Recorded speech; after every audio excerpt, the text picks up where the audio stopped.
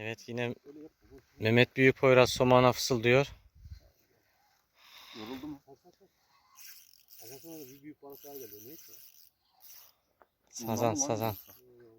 Sazan.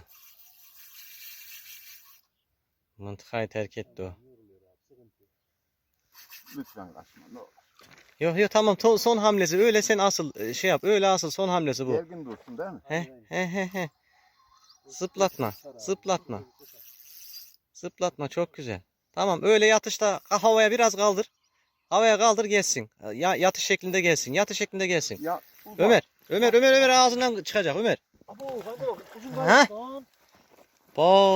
Tam kurtulacaktı kancadan. Evet arkadaşlar. Bundan daha büyüğü yok. Evet, bundan daha büyüğü yok biz büyüğünü tutana kadar.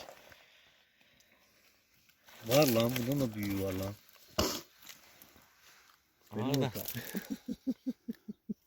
Bak